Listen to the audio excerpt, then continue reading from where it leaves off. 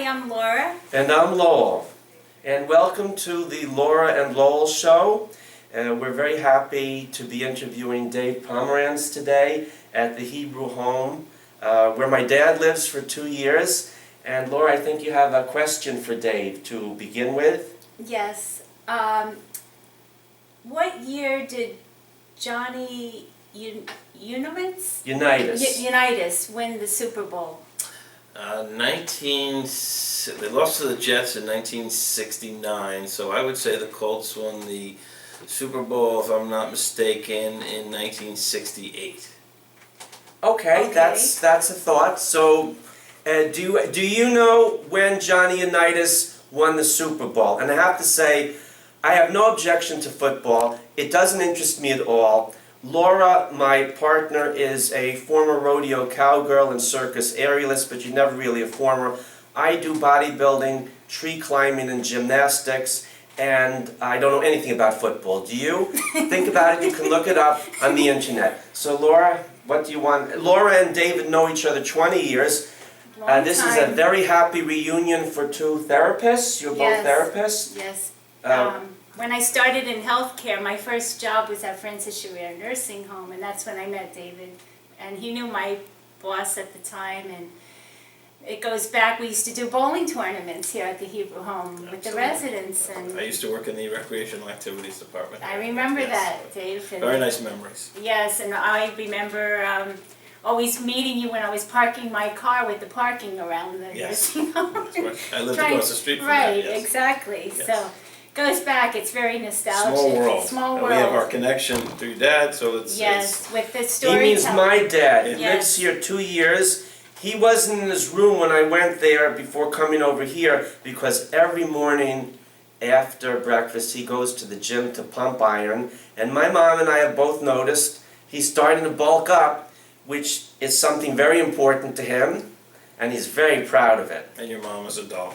That's my mom. My friend from Temple. So anyhow, we all know each other. It's a family reunion. Yes, it's a nice reunion. Yes. Goes back many years. And What kind of therapy did you and Dave do 20 years ago? it was recreation therapy. What does that mean? Well, that I know what it means means now because you explained it to me. It's, but tell our viewers what it means. Okay, recreation therapy is, the mission of that is to get residents involved in programs. It can be exercise, like what your dad does, games, bowling, trips, horticulture, music, drama. I'm a drama therapist, and that's what I do. And as you know, Lowell, I met you through your dad with storytelling with the Joy Through Art Foundation, and your dad always looked forward to my visits every week. And then he was telling you without me knowing that I was doing the storytelling, and then you appeared one day when I didn't even know you were here,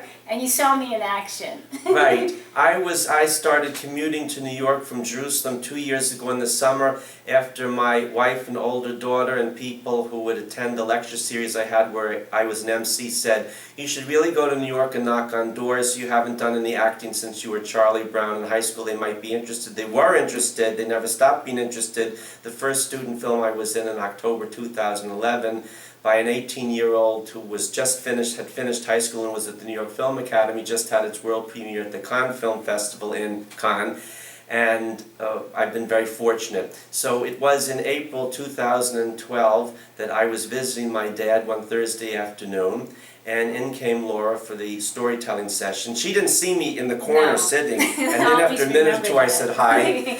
We talked for an hour and a half. She said, you're raw talent, you're coming with me to the Screen Actors Guild, where we were on Wednesday, May 2nd, to meet our friend Michael Kinter, and we decided to set up a show. We did one interview with Dr. David Hellerstein on May 14th, who wrote a book, Heal Your Brain. He's from Columbia Medical School, University Medical School. And the next interview we did since then was yesterday. We had done one other actually a week before with Scott Moss at the Tolstoy Foundation, yesterday with Barry Farber, which will be the first one we air. This is a footnote, because I was his producer from 1988 to 1989. So let's go back to Barry Dave. Farber, the radio. That's right. I used to listen to Barry Farber. Really? Sure. I listened to him on OR, maybe? WOR? Right, Yes, that's a while exactly. ago. WOR, then he I like before radio. That was Wonderful. Barry. He's 83 now. He's the longest running radio broadcaster in U.S. Yes. history. Great order. Great. 53 years. And he was on the air yesterday. when Every we were- day he's on every the day, air. Lowell. I was impressed. With his network out of California. Yes. Let's go back to you and Dave. So we Okay. know how you met, how I Yes. met you, and we're back to therapy and being a recreational director.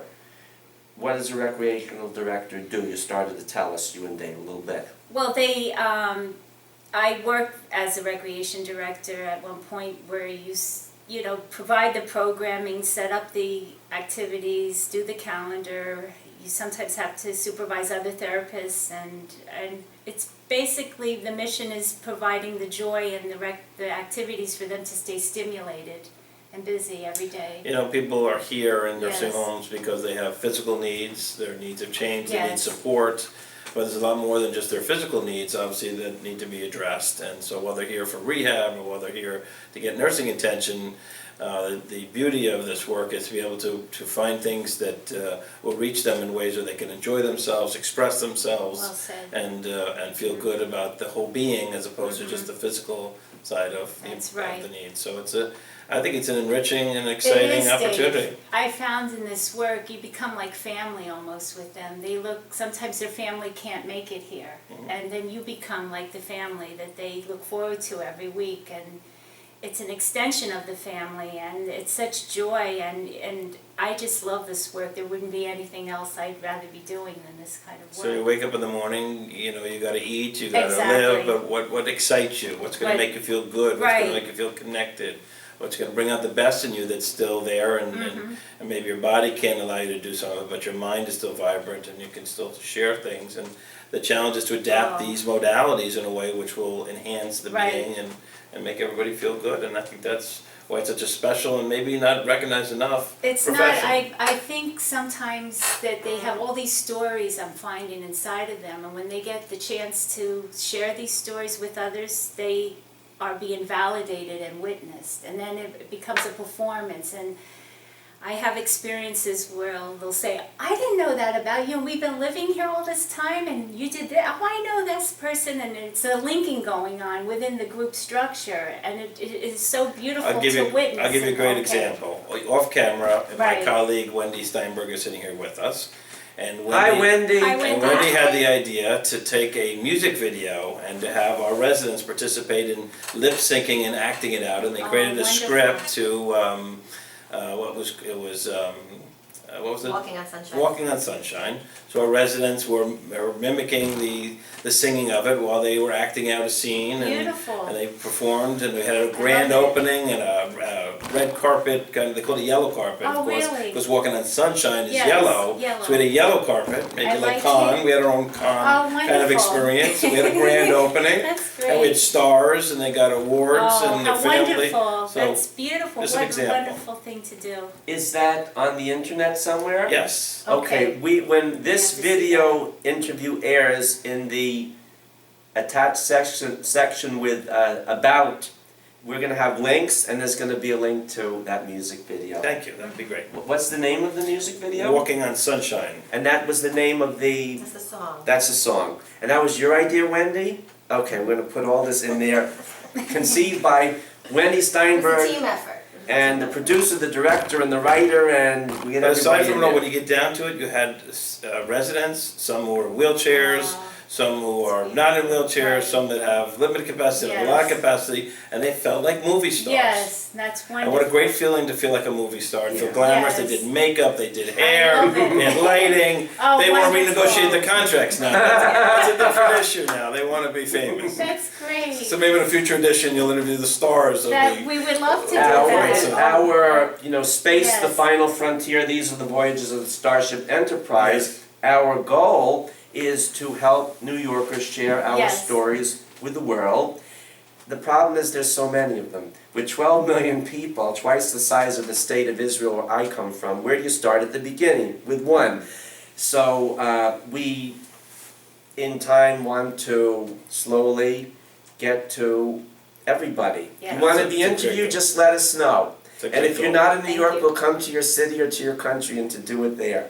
But I'm right here, I have to say protexia, as we would say in Hebrew, special interest. My dad is here at the Hebrew home, so We may be getting to the Hebrew home before we get over to, you know, that Zen Buddhist monastery in Kyoto or the fighting monks of Shaolin in China. Give us a while before we get over there. We're starting right here in Riverdale. Have you done any other music videos yet, or this was the first one? It was the first. Wow. When was this done? This was done in the last few months. They had the premiere about a month and a half ago. And I got to tell you, it was really, you know, it was a small project. You know, they did it very in-house. But the impact was like you had a film crew and a budget of $70 million because the affection and the joy and the smiles and you know, it's just anybody who sees it feels good. Because it's a happy song and it's a good message. And you have, you know, we even had a dog in it. You know, we had to... dogs. No dogs were hurt in the filming of the video. You just said a magic word. You want to tell about... Laura's dog, Dusty, is going to dog school to get a degree. This is not a joke. Tell them about Dusty. Dusty's in the Portchester Obedience School in White Plains. He's in summer school. He just started last week. He had his first class to be learning family manners, and he's so you can come here to work with a license. With a license, and have his official little jacket. And he loves it, and they love him. And when I told the residents that he was taking a sabbatical, they were sad, but they do know he's coming back. And, oh, that's great. And it just showed me that he's part of this mission too, and they love him, and Max and Luca as well. He knows them well. What kind of dog is Dusty? Dusty's a long-haired rescue dachshund. I had him rescued a year ago from Missouri. He was in a puppy mill and in a rabbit trap with sores on him, and they brought him and healed him in New York, and then I fell in love, and it's been history ever since. He has a new lease on life, and I've had him a year now. What's a rescue dog? And tell us a little bit about the last unfinished film of your friend and Dominic's friend James Gandolfino from The Sopranos. A rescue dog is a dog that is taking out of a bad situation, either from abuse or from someone who can't take care of the dog, and rescue groups go out and rescue these dogs. Mine was in Missouri, and they brought him to New York, and he was put up for adoption. After I had him for a year, I had the experience to meet Jimmy at Dominic's 80th birthday party, and our conversation was about pet therapy and the beauty of pet therapy. And the last movie Jimmy was working on was called Animal Rescue, and it's still in production right now.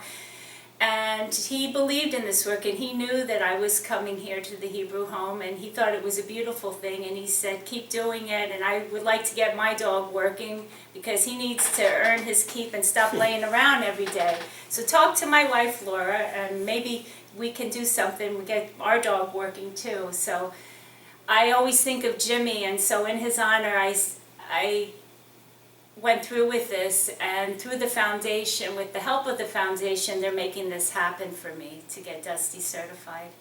That's great. Thank you. How long does Rodney Dangerfield in Back to School, 1986 when it was made, how long does it, that's a reference. When I started acting with what I call Lowell's kids, they were young enough to be my kids and my grandkids, the young producers and directors and writers. They were very happy with me, and I was happy with them. So I would say, I feel like Rodney Dangerfield in Back to School. They're very polite. They would just look at me blankly. They wouldn't say anything.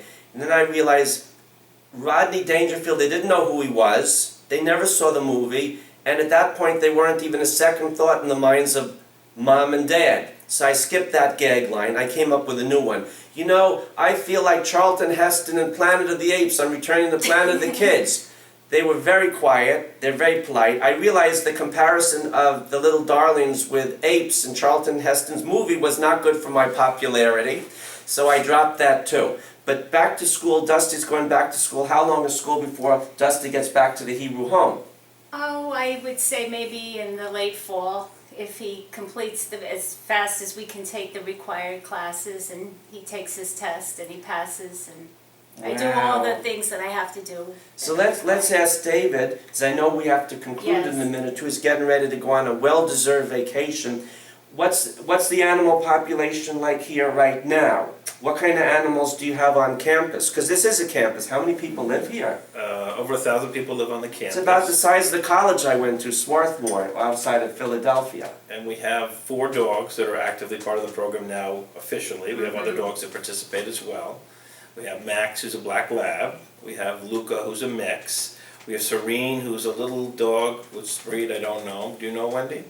No, it's just a white fluffy little dog. And then we have Kiki, who's another little dog, who's also a breed I don't know. But those 4 dogs visit our residents and clients here on a regular basis. And as you know well, it makes a tremendous difference does, in Dave. bringing joy and unconditional love, especially for people that have impairments and physically, or they have dementia. It brings them that unconditional love which pets give us, and it's a They're very always meaningful there. and important program. And I Yes. think when done nicely, I think the pets enjoy it. My dog who comes, Max, waits by the door every day to Aw, come. He's that's very excited. beautiful. It's what his purpose is, Yes. to make people happy, and he gets rewarded with a little scrap of That's- chicken here or there. That's good. That's, Never hurts. He He's- knows. He likes kosher food, and Oh, wonderful. he's grown a little bit.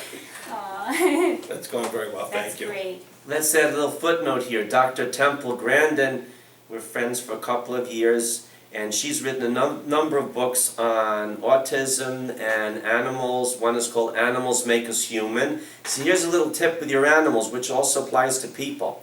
Animals, Temple says, don't like to be pet. They like to be stroked. There's a difference between petting and stroking. And the same is true with humans. We all like to be pet, fussed over, kissed, and loved and hugged, which will cause the release of feel-good hormones in your brain like oxytocin. So when you come to visit Grandpa and Grandma at the Hebrew home, you gotta pet, kiss, hug, and fuss over Grandpa and Grandma, because isolation kills and the physical contact, in addition to you being there, keeps them alive. And you don't have to be old to be pet, hugged, fussed over, kissed, and loved. It's good and healthy for you at any age. And if you don't have a human being to do that with, get a dog or a cat. You also get a pet snake, I suppose. No, want to get spiritual, get physical. Now I know we're coming to the end of our time here because everybody's got to. It's also Erev Shabbat Friday and Erev vacation. Laura, a last question or so for David for our first interview in your Last question. reunion. Well, I just want to say thank you, Dave, and the Hebrew Home for allowing me to do this work, and it's been wonderful, and I hope to build on it and continue to bring joy to people. And Lowell, thank you for allowing this to happen and get these stories told. And like I said, What Laura means is, when I met her a year ago, she was suggesting all sorts of wonderful people to interview, especially from her circus world. I mean, her mother and father rode with Roy Rogers. I mean, this was all real to her. It was a new world to me. And I said, you know what? Why don't you come with me to the people you're introducing me to, and we'll do the interviews together. And I said, you know what, why don't we have a show together? So the first interview was the day before I left. Now I'm back. So Dave, thank you very much for being our guest for this first interview. My pleasure. Good luck with the show. Thank you. I look forward to 20 more years of being colleagues and doing good stuff, and I look forward to many good shows that we can all enjoy. And Dusty will have his degree and be back in the fall here at the Hebrew Home on the job like Rin Tin Tin and Lassie. And we thank our viewers for watching and listening. Everybody, and thank you, Wendy Steinberg, for arranging this, and we're looking forward to seeing that music video for the stars here. And thanks to our viewers for watching and listening. Have a great weekend.